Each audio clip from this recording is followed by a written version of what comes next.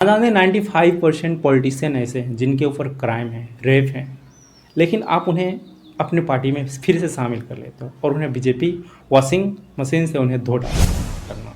कोई भी पॉलिटिशियन हो, अगर सिर्फ शॉर्ट टर्म के लिए अगर वो चाहते हैं कि मैं झूठे झूठे वादे करके मैं सिर्फ वोट इलेक्ट कर लूँगा, तो आई थिंक ये सबसे बड़ी गलती है।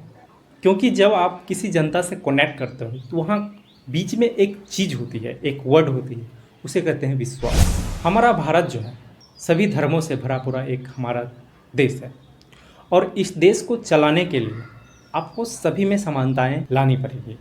ऐसा नहीं कि आप बेबुनियादे बयानबाजी करके आप सिर्फ पॉलिटिक्स में अपनी धाक को जमा बैठेंगे। नमस्कार दोस्तों, वेलकम है आपका Amit Arya official YouTube channel में। जैसा कि आप लोगों को पता होगा कि जवाहरलाल नेहरू के बाद तीसरी बार पीएम बनने वाले हैं इस इंडिया कंट्री का, वो है श्री नरेंद्र मोदी जी। हालांकि इनके पार्टी यानी कि बीजेपी ने अपनी बहुमत हासिल नहीं कर पाई और उन्हें 240 सीट ही मिला, लेकिन अपने गठबंधन पार्टी की वजह से यानी एनडीए की वजह से फिर से ये सत्ता में आए। लेकिन दोस्तों कहीं ना कहीं आप लोगों के दिमाग में चल रहा होगा कि आखिर ये बीजेपी जो है क्यों इतनी कम सीटें हासिल कर पाई, क्या वजहें थी जिसके वजह से नरेंद्र मोदी का सपना जैसे कि 400 पार ऐसे ऐसे सपने चकनाचूर हो गए। तो दोस्तों मैं आपको 5 ऐसे मुख्य कारण बताऊंगा जिनके वजह से बीजेपी यानी नरेंद्र मोदी के पार्टी को बहुमत हासिल नहीं हो पाई।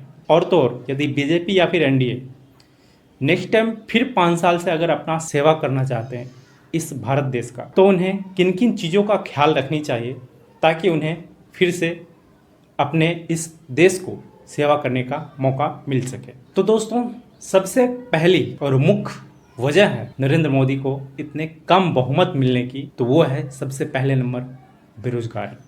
जी हाँ दोस्तों, इंडिया भले ही आज पूरे देश में 5वीं अर्थव्यवस्था वाली देश बन चुकी है, लेकिन अगर देखा जाए तो सिर्फ ऊपर ऊपर से आपको देखने को लगेगी 5वीं अर्थव्यवस्था वाली एक कंट्री बन गई है।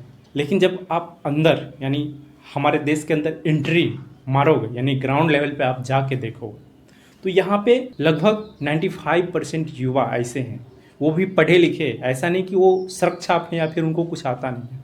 95% युवा ऐसे हैं जो कि पढ़े लिखे हैं लेकिन आज तक वो अनएम्प्लॉयड है, यानी उन्हें काम करने के लिए कुछ है ही नहीं। वो करेंगे तो करें क्या। अब मैं एम्प्लॉयजमेंट का मतलब ये नहीं समझता हूँ कि आप कहीं जाके रोड पे बैठ के कचौड़ी फुलौड़ी का वो दुकान खोल लेते हो आप, फिर वो आपको रोजगार मिल जाता है। मैं इस चीज़ के ऊपर नहीं बात कर रहा हूँ। एम्प्लॉयबिलिटी का मतलब होता है उन्हें सैलरी बेसिस पे कुछ पैसे मिले ताकि वो अपनी अच्छे तरीके से खुशहाल जीवन यापन कर सके। तो यदि नरेंद्र मोदी को अगले फिर 5 साल के लिए उन्हें अपने देश की सेवा करनी हो तो सबसे पहले नंबर एक मुद्दा है, वह बेरोजगारी, अनएम्प्लॉयमेंट, इसको दूर करना पड़ेगा। तो फिर अगले 5 साल के लिए वो इस देश को सेवा दे सकते हैं। और दूसरी चीज़ जो है वो है बेबुनियाद बयानबाजी करना। जैसा कि आप लोगों को पता होगा यूपी यानी उत्तर प्रदेश में राम मंदिर बनवाने के बाद भी वहाँ पे बीजेपी को मात खानी पड़ी और वहाँ पे अपने सीट को खो बैठे। इससे यहाँ पे ये प्रूव होता है कि भले ही आप मंदिर बनवा दो, लेकिन क्या उससे वहाँ के युवाओं को रोज़गार मिलेंगे या फिर उन्हें मंदिर जाके सिर्फ पेट भरेंगे। और तो और आपने राजस्थान में जाके एक बेबुनियाद बयानबाजी भी की है। अब उस बेबुनियाद बयानबाजी को आप देख ही सकते हैं। हमारा भारत जो है सभी धर्मों से भरा पूरा एक हमारा देश है और इस देश को चलाने के लिए आपको सभी में समानताएं लानी पड़ेगी। ऐसा नहीं कि आप बेबुनियादे बयानबाजी करके आप सिर्फ पॉलिटिक्स में अपनी धाक को जमा बैठेंगे। तो यदि बीजेपी को अगर सत्ता में रहनी है तो उन्हें हिंदू मुस्लिम जैसी बेबुनियाद भाषणबाजी को बंद करना पड़ेगा, तब जाके वो सत्ता में बने रह पाएंगे। और नेक्स्ट चीज़ें जो हैं वो है झूठे झूठे वादे करना। कोई भी पॉलिटिशियन हो, अगर सिर्फ शॉर्ट टर्म के लिए अगर वो चाहते हैं कि मैं झूठे झूठे वादे करके मैं सिर्फ वोट इलेक्ट कर लूँगा, तो आई थिंक ये सबसे बड़ी गलती है। क्योंकि जब आप किसी जनता से कनेक्ट करते हो तो वहाँ बीच में एक चीज़ होती है, एक वर्ड होती है, उसे कहते हैं विश्वास। जनता आपको इसलिए वोट देती है क्योंकि जनता को आपके ऊपर बिलीव है, विश्वास है, ये हमारे लिए, हमारे देश के लिए, हमारे मोहल्लों के लिए, हमारे टोले के लिए कुछ ना कुछ करेंगे, तभी वो आपको वोट देती है। ऐसा नहीं कि सिर्फ आप उन्हें बड़े बड़े वादे करके और फिर मुकर जाएं। इससे आपकी छवि में कुछ डिक्रीज देखने को मिलेगा, इससे आप ही बदनाम हो गए। किसी भी पॉलिटिशियन को अगर सत्ता में रहनी है तो झूठे झूठे वादे करने से जितना हो सके उतना उन्हें बचनी चाहिए, या फिर यदि आप वादे करते हो तो उस वादे को पूरे करने का जिम्मा आप लो, तभी आप सत्ता में बने रह पाओगे। और चौथी जो एक बहुत ही ज़्यादा आज ट्रेंडिंग में ये इम्पॉर्टेंट चीज़ है, वो है क्लाइमेट चेंज। यानी क्लाइमेट चेंज की वजह से बहुत सारे ऐसे किसान हैं, किसान हमारे देश की रीढ़ की हड्डियाँ होती हैं, अगर वो नहीं रहे तो इस देश की पूरी अर्थव्यवस्था तो क्या, सबसे पहले इंसान मरना स्टार्ट हो जाएंगे। तो इस वजह से क्लाइमेट चेंज के ऊपर उनको फोकस करनी चाहिए। आज हमारे देश के बिल्डिंग का इंफ्रास्ट्रक्चर ऐसे हैं कि सिर्फ गर्मियाँ ही गर्मियाँ मिलती हैं। एक भी अगर आप दिल्ली का अगर बात करें तो वहाँ पे 50 डिग्री सेल्सियस से भी अधिक वहाँ पे गर्मी चल जाती है। क्यों? क्योंकि इसकी वजह है वहाँ पेड़ पौधे। वहाँ पे अगर आप एक नज़र डालोगे, ड्रोन शॉट्स को देखोगे, तो वहाँ आपको सिर्फ बिल्डिंग ही बिल्डिंग नज़र आएंगे, पेड़ पौधे बिल्कुल ही कम मात्रा में आपको नज़र आएंगे।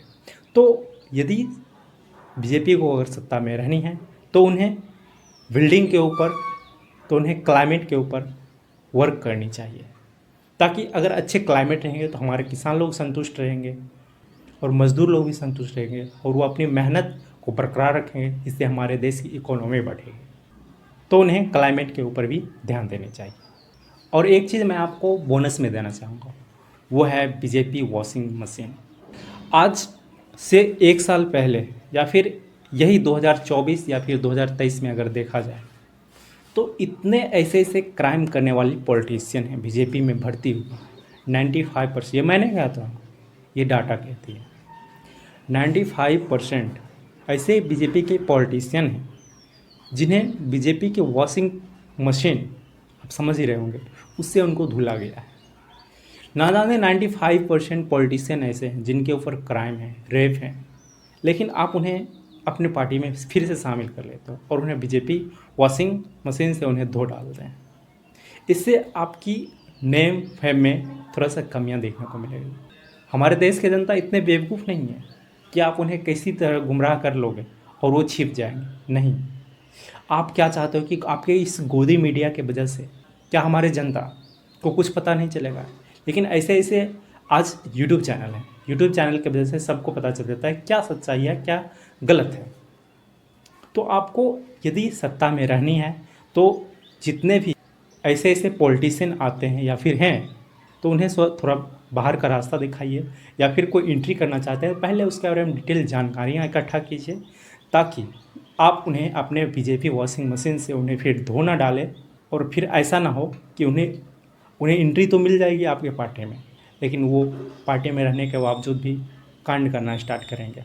हाल ही फिलहाल में तो आपको पता ही होगा, एक पॉलिटिशियन थे जिनके ऊपर रेप केस आया है।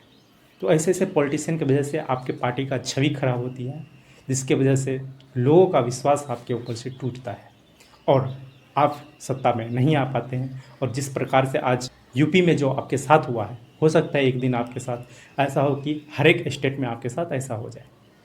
तो कृपा करके ऐसे ऐसे चीज़ों से बचें ताकि आपके पार्टी सुरक्षित रहें।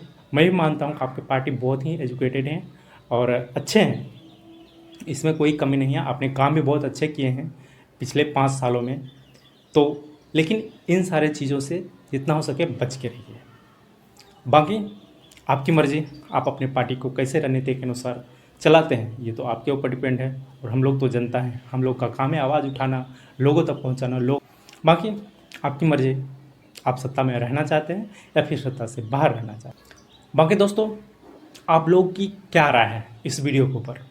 क्या मैंने जो ये 5 से 6 टॉपिक जो कवर किए हैं, क्या इन चीज़ों के ऊपर बीजेपी को वर्क करनी चाहिए ताकि सत्ता में दोबारा फिर से आ सके? वैसे तो 5 साल में रहने ही वाले हैं, फिर से अगर रिटर्न कम बैक करना चाहते हैं तो इन मुद्दे के ऊपर उनको क्या रहनी चाहिए? आप अपनी राय नीचे कमेंट्स बॉक्स में देना ना भूलें। मिलते फिर अगले वीडियो में, तब तक के लिए नमस्कार एंड जय हिंद।